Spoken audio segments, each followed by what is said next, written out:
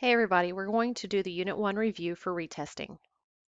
For the retest, you are going to have to answer 4 open-ended questions. I'm going to help you try to review and remember the things that you need to answer those open-ended questions. The first question is going to have to deal with identifying major causes and describing the major effects of the development of agriculture. So for this open-ended question, you're going to have to tell me what caused the development of agriculture, and then you're going to have to describe the effects of the development of agriculture. So let's look at the causes first. What caused the development of agriculture? Before this time period, the way that people would collect their food would be through hunting. One of the causes of the development of agriculture was that hunters started to scatter seeds near campsites and crops began to grow. So the crops being the food that they needed to eat. So one of the causes of the development of agriculture was the fact that hunters scattered seeds and crops began to grow. Another cause is climate change. It started to get hotter, and so therefore when it got hotter, the growing season was longer and there were drier areas, so they were able to grow crops more during the year. Also, another cause of the development of agriculture was the domestication of animals. So here they were able to take cows and they were able to use them to help them pull farming equipment so they could actually grow more crops and more agriculture. So the domestication of animals is taming animals, basically making them to where you can utilize them for certain jobs. And during this time period, they used animals as a means to help them with agriculture and growing crops. Another cause of the development of agriculture was after they started growing crops, they got a surplus of food, which caused the increase in population. So as they grew crops, we also get this increase in the population to help eat those crops and to help with the effects that we're about to look at next. So some of the effects of the development of agriculture, and for the test, you'll have to be able to describe these effects. So let's look at the effects now. One of the effects of the development of agriculture was we used to have hunters and gatherers that would have to go out and look for their food, and they could never settle in one place because as they went out and hunted for their food, they had to move where the food, the animals that they were hunting, or where things were popping up as far as plants and stuff for them to eat. So they could never have a permanent place to live because they were always in search of food. So because of the development of agriculture, one of the effects is we now move from hunters and gatherers to farmers and people being able to grow agriculture. So we move from hunters and gatherers to farmers. Another effect of the development of agriculture is we will get permanent settlements. So like I said, as hunters and gatherers are going around in search of their food, if we no longer have hunters and gatherers and we're now becoming farmers, farmers had to stay in one place in order to have the farmland and to grow the agriculture and the crops. So therefore, we're going to get permanent settlements.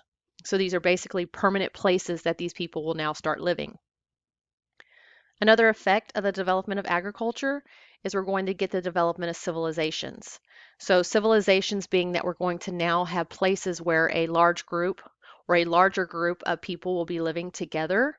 So this is going to be the development of towns and small cities during this time period. Another effect is going to be irrigation. For today, when you think irrigation, you kind of think of like if it's too hot outside and we don't get rain, and we have to water the grass so the grass doesn't die, we have sprinkler systems. Irrigation during this time period is when people would um, come up with methods and ways to water the farmland to keep the crops growing. So they would use nearby rivers and stuff to irrigate and provide water to farmland. So we get another effect of this is that we develop technologies and ways in which to irrigate or water the agricultural land that we need. Another effect is we begin to see changes in gender roles.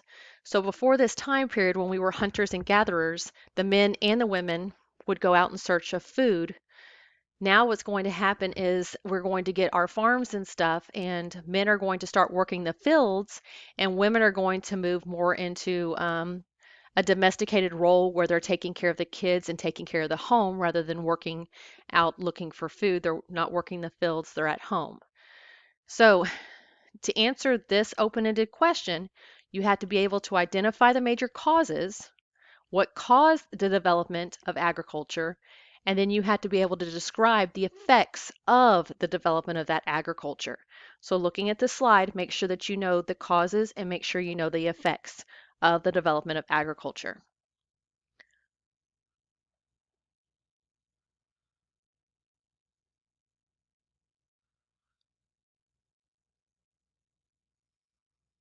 Okay, next up, we're going to be looking at you have to be able to answer an open-ended question on how to identify major causes and describe the major effects of the development of the river valley civilizations.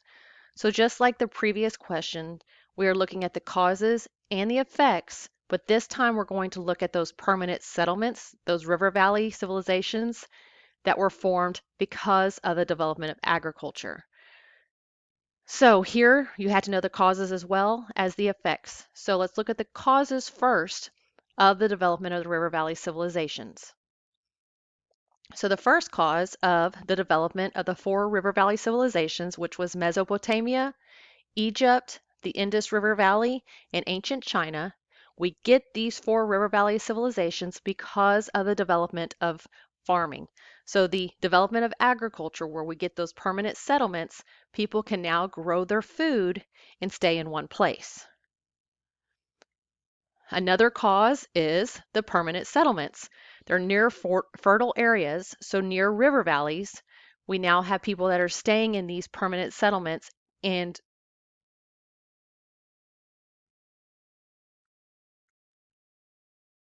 okay, so now let's look at the effects. What are the effects of the development of the river valley civilizations? First, we're going to get complex societies. So as people start to settle in these permanent settlements near these river valleys and they begin farming, we're going to begin to have complex societies. So anytime that there has to be a large number of people that are living together, you have to have certain systems that are built for in order for them to thrive and to survive.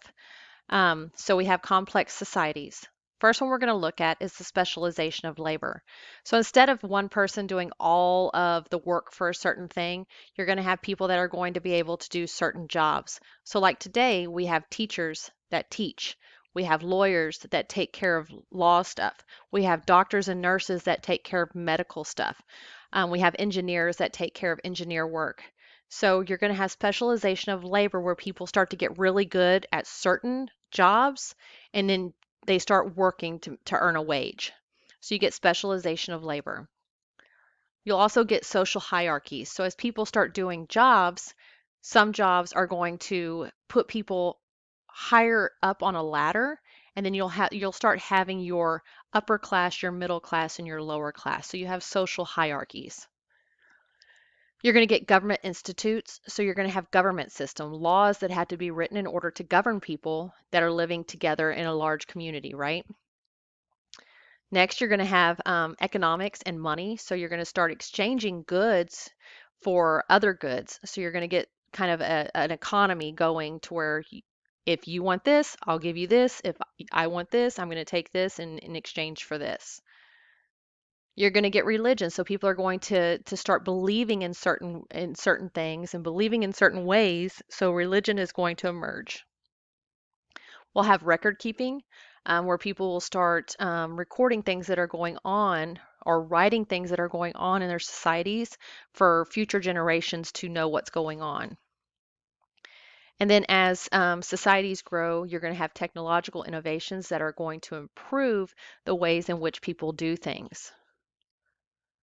So for this question, identifying major causes and describing the major effects of the development of river valley civilizations, you're going to have to know the causes, which are the permanent settlements and the development of farming, and then you'll need to know the effects, which are going to be the fact that complex societies are going to emerge because of it. Next is going to be analyze the influence of human and physical geographic factors on the development of the River Valley civilizations. So basically, what is the human influence and what is the physical influence of the development of River Valley civilizations? So first we're going to look at the human. The human influence on the development of River Valley civilizations are we now have advanced cities. So you're going to get complex societies that are going to build advanced cities to where you have places that look like cities. So you have larger buildings, you have religious centers, you have irrigation systems and plumbing and stuff, building places like when you look at a subdivision today and you have houses that are all in rows. In these advanced cities, you're going to start seeing the types of grid where you can tell where people's houses and stuff are. You're going to have the irrigation systems where you have water that's being able to make it to the agricultural land to be watered for crops. You're also going to have for irrigation systems, but more with the advanced cities, the plumbing, where we're gonna start seeing running water through the cities. You're going to have human influences of government systems. So like Hammurabi's code that we learned about, those are going to be some of the first laws, written laws that people are going to have to follow. So you get the government systems.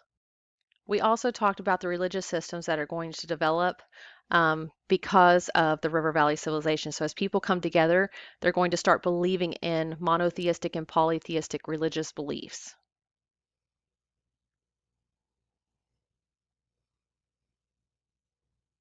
You're going to get trade networks. So the river valleys are going to start trading amongst one another, meaning that, if Egypt is specializes in this, they might trade with Mesopotamia. Mesopotamia might trade with the Indus River Valley. So you're going to start getting trade networks to where they start trading their goods and stuff.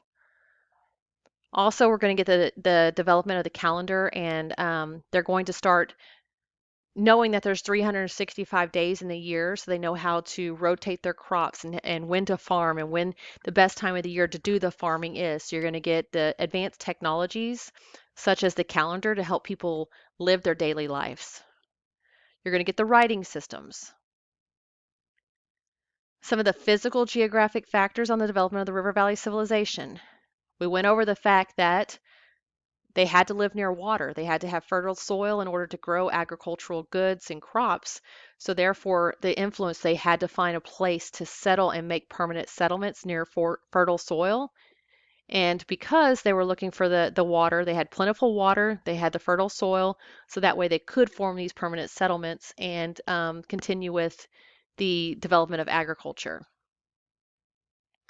And then they were also isolated from other areas. So these river valleys kind of emerged in different pockets of the river valleys over in Asia and Africa. So identify important changes in human life caused by the Neolithic Revolution. This will be your last open-ended question. How did life change because of agriculture? So first, remember, the establishment of permanent settlements led to complex and civilized societies.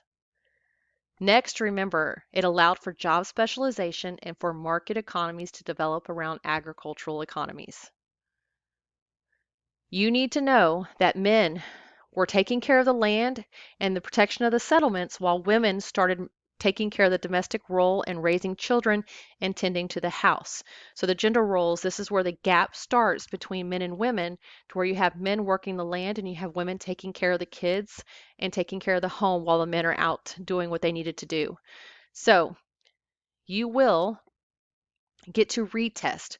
You can use this to help you retest for this first exam. Good luck.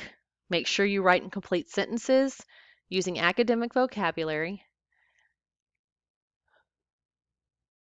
And if you have any questions whatsoever, please stop, pause, and ask your teacher for help.